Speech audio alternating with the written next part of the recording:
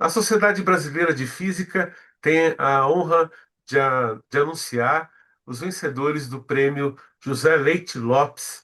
É um prêmio que passa por várias etapas.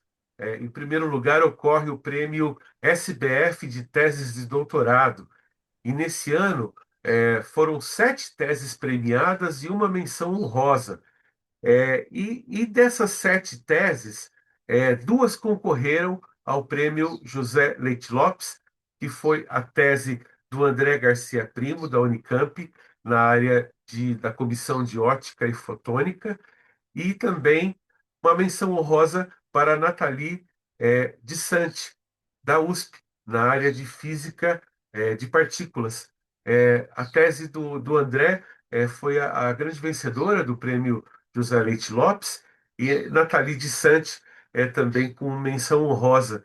Então, eu gostaria de parabenizar vocês por esse reconhecimento e queria que vocês se apresentassem um pouco, contando um pouco da trajetória de vocês, né? E qual a importância de um reconhecimento do trabalho de pesquisa de vocês. A Nathalie quer começar? Não, você é o grande ganhador, André. Por Ah, favor, faça as honras. não.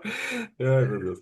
Então, meu nome é André Garcia Primo, né? Eu fiz graduação em Engenharia Física, na Unicamp. Então, eu entrei em 2013 na graduação. E aí, enfim, eu terminei os trabalhos de graduação na Unicamp e ingressei no doutorado, diretamente, logo depois da graduação, com o professor Tiago Alegre, né, que foi o meu orientador, na Unicamp.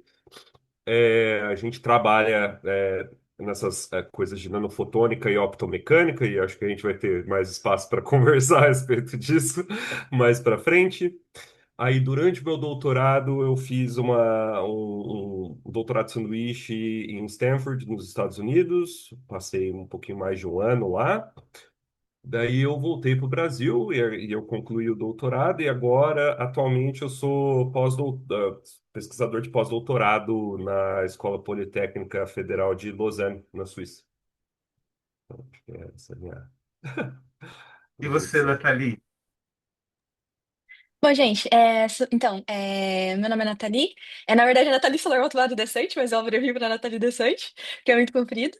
E, bom, eu sou física também. Eu me formei em física no IFISC, aqui em São Carlos. Inclusive, estou em São Carlos nesse momento.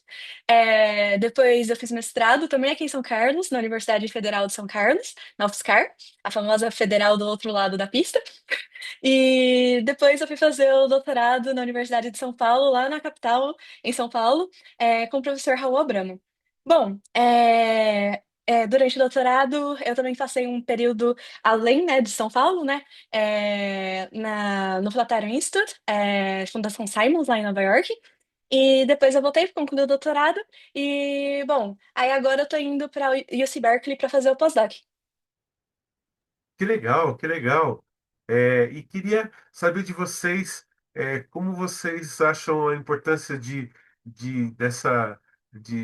da busca de divulgar, né, o trabalho dos novos cientistas, né, da ciência e de promover essa valorização, né, dos estudos que têm sido feitos. Acho que vou seguir a ordem. Então, que assim, para mim, eu sempre gostei muito de divulgar, o meu trabalho além das revistas, né, científicas. Inclusive, no passado, eu tive a oportunidade de interagir com você mesmo, Roger. Em 2023, eu estava olhando no histórico de e-mails também para a SBF, né, para tentar furar um pouco a bolha, né, da comunidade científica que a gente está. E tentar, às vezes, colocar as coisas de uma maneira que é um pouco mais acessível, né? Menos técnica, que eu acho bem legal, né? Assim, é um esforço que é crescente, eu acho, dentro das universidades e que eu, particularmente, eu acho que eu tenho prazer nisso, né? E assim, o prêmio, eu acho que é uma coisa assim, para mim é incrível, assim, é quase um sonho, nunca imaginei. Se você perguntasse para mim em 2013, 12 anos atrás, se isso ia acontecer comigo, eu nunca ia imaginar que alguma coisa assim poderia acontecer, né? Então, acho que para mim, acho que esses são os meus maiores comentários a respeito disso. Que legal. Que joia. E você, Nathalie, como você se sente com esse reconhecimento e especialmente pela, pelo pouco espaço que as mulheres é, têm na física, né? E que isso tem crescido e nós temos grandes mulheres hoje em posições de destaque, né? Tanto no governo quanto dentro da própria Sociedade Brasileira de Física, né? Uhum. Bom, então, Roger e André, também realmente é uma coisa muito legal isso acontecer. Eu nunca imaginava que isso aconteceria assim na minha vida, mas um reconhecimento desses é um negócio que é muito importante para mostrar para a população geral, para todo mundo, né? Para aquela pessoa que está entrando na graduação agora, que tipo, nossa, tô fazendo física, o que será que eu tô realmente fazendo na minha vida, né? Que existe um caminho. E que esse caminho, ele pode até ser um pouquinho tortuoso e assim por diante, mas é um caminho que, se você realmente gostar daquilo que você está fazendo e se empenhar e realmente amar aquilo que você está fazendo, sua pesquisa, no final das contas, né?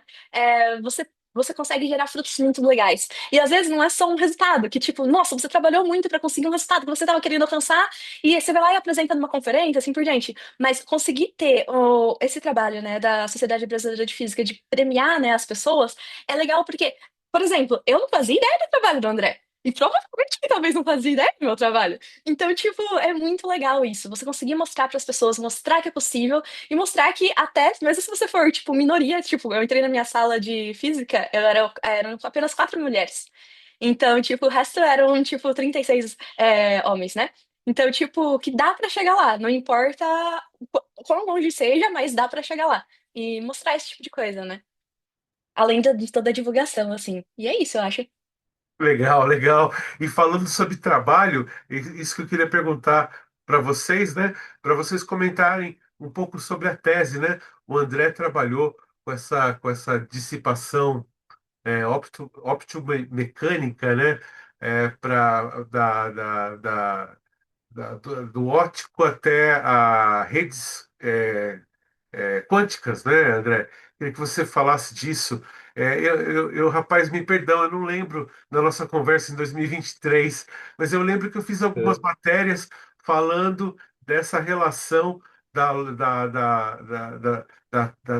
não é transdução, da comunicação de redes ópticas com sistemas quânticos, né? é. Acho que foi essa matéria, não foi? Foi.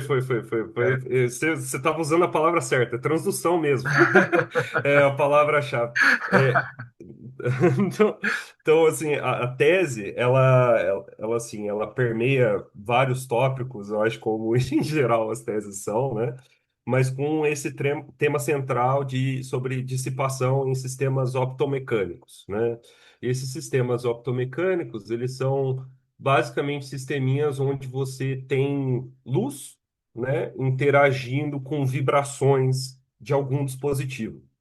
E aí, esses sistemas, eles têm atraído bastante atenção recentemente, porque isso, de certa forma, liga dois domínios, agora falando assim, acho que de uma maneira um pouquinho mais técnica, de frequências que são muito diferentes, né? Frequências de coisas, de ondas eletromagnéticas que tem, por exemplo, uma fibra ótica, que são frequências altíssimas, e frequências de vibrações mecânicas, que são frequências menores, né? Então, a ideia era explorar esses sistemas que têm essa conversa entre frequências muito diferentes para gerar o que é chamado de uma rede quântica, né? Então, hoje em dia se vê muito, né, na mídia, né, sobre computação quântica, então grandes empresas fazendo computadores quânticos baseados em supercondutores na maioria das vezes. E aí a história é que esses computadores quânticos, assim como a nossa eletrônica convencional, operam nessas frequências baixas, que eu estou chamando de baixas, né?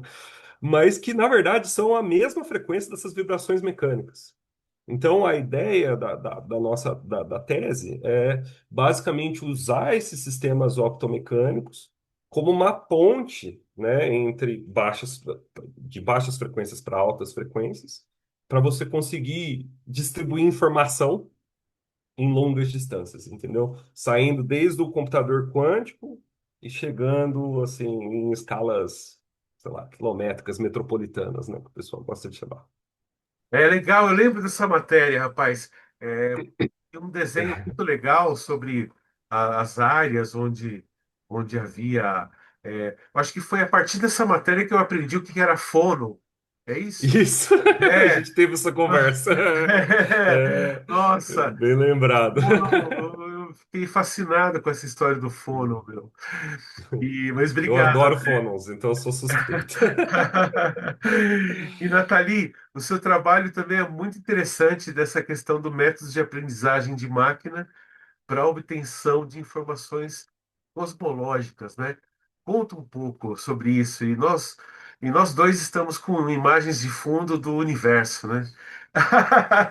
Que envolve luz também e matérias que têm fônon também, né? Bom, gente, como o André falou, né, as nossas teses de doutorado, no final das contas, ou muitas das teses de doutorado, elas vão abordar vários tópicos, né, mas a gente tenta, tipo, abordar um problema geral. No meu caso, o problema geral foi tentar resolver problemas de cosmologia usando métodos de aprendizado de máquina, né. Então, assim, mas a ideia geral, assim, é você tentar promover e dar uma alternativa para os métodos tradicionais que a gente já tem. Então, quando a gente fala em obter informação cosmológica, a gente pode tentar falar de que a gente está tentando obter os valores dos parâmetros cosmológicos no modelo que a gente usa para entender o universo, né? E tradicionalmente, o jeito que a gente faz isso já é muito bom, mas ainda assim não é perfeito, né? Então, eu tentei abordar esse problema, por exemplo, de duas formas distintas. Então, eu fui lá e peguei a pipeline tradicional, onde você estima os parâmetros cosmológicos, mas você tem que prever os seus erros, né, de uma forma bem precisa, e para isso você faz uso de matriz de covariância. E a gente geralmente pensa em coisas, pelo menos o jeito que eu gosto de pensar nos problemas é de um jeito, às vezes, um pouquinho diferente do que o pessoal está fazendo. Então, pegar essas matrizes, a primeira ideia foi pegar essas matrizes, imaginar que elas são imagens pra gente e colocar métodos, de visão computacional para tirar ruído de imagem para melhorar elas. E a gente conseguiu mostrar, por exemplo, que em vez de você ter que gerar muitas simulações, né, para conseguir essas matrizes de uma forma bem feita, dava para fazer isso com poucas, né? Outro jeito de que a gente acabou pensando também de obter esses parâmetros cosmológicos foi aí sair um pouquinho da pipeline tradicional e pensar que a gente conseguiria converter um catálogo de galáxias com toda aquela informação numa entidade matemática chamada grafo e alimentar uma rede neural de grafos, né, para conseguir obter esses parâmetros cosmológicos de uma vez por todas, né, tipo, sem ter que passar, né, pela pipeline tradicional. E isso também foi muito bacana. E pela primeira vez a gente obteve um método que literalmente ele extrapolava sempre, ou seja, ele, independente do modelo físico que você usava para fazer assim, o seu catálogo de galáxias, a gente sempre conseguia obter esses parâmetros dessas informações cosmológicas, o que, assim, antes, sem ter toda essa prescrição, claro que essa receita foi criada, né? Mas sem ter essa receita criada, não tinha, né? Então, isso está por trás, assim, do grande escopo da tese. Fora também um outro problema de conexão galáxia-halo, que também é muito interessante, mas aí eu acho que não dá pra falar muito. Aí é segredo para as próximas matérias, né? E as duas pesquisas abordando essa questão da computação quântica, né? Então, muito legal falar com vocês.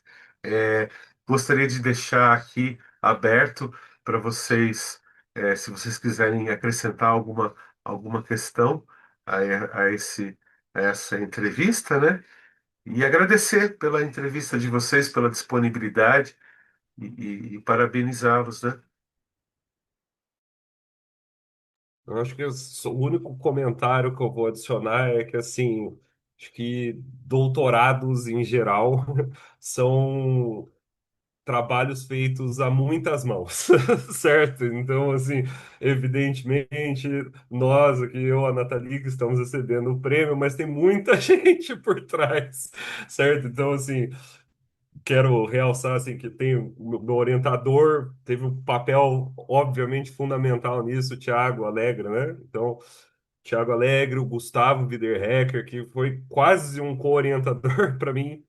E, assim, os meus colegas também da Unicamp, os meus colegas de Stanford, meu PI lá de Stanford também, o Amir, que, assim, são pessoas que foram instrumentais, né, para o trabalho final. Então, eu só queria deixar o agradecimento para todo mundo que pôs a mão. Tá? É isso que o André falou é muito essencial, né? Eu até gosto de brincar, né, quando eu vou falar do trabalho, que eu ploto um grafo que literalmente tem todo mundo, ou praticamente todo mundo que deveria estar lá, e todo mundo conectado, né? Tipo, de o que fez cada um na partinha. Porque é isso, né? A gente tá fazendo um pedacinho da ciência, mas mesmo sendo um pedacinho da ciência que pode ser super importante, tem muita gente por trás. Então, tipo, desde agradecer, né, meu orientador, o Raul Abramo, que vem, né? Fez tudo isso ser possível no final das contas, né? Meu orientador, barra co-orientador também, lá do Flatiron, Francisco Bidiscuso Navarro. Meu co-orientador também, o Antônio Dorta, Antônio Monteiro Dorta. E assim, todo mundo que participou, todo mundo que literalmente trabalhou nos papers juntos e fizeram dessas coisas serem possíveis. Então, isso é muito bacana. E parabenizar o André mais uma vez pelo prêmio. E bom, acho que é isso, gente. Eu espero que mais pessoas possam se inspirar para fazer trabalho de doutorado e gostarem mesmo do que estão fazendo, e que a gente possa continuar fazendo ciência e que prêmios desse tipo possam mostrar isso para a sociedade de uma forma geral, né? Legal, vocês ressaltaram, isso é extremamente importante, né? Porque a ideia de que a ciência é feita por uma pessoa só, heróico, né? E quer dizer, heróico né? Mas a questão é que não é só uma pessoa, existem, né, toda uma série de pessoas envolvidas, professores, né? É, tudo mais. Tá bom. Muito obrigado, então, pela entrevista e agradeço e um grande abraço e sucesso para vocês nas próximas pesquisas e estudos. Um abraço.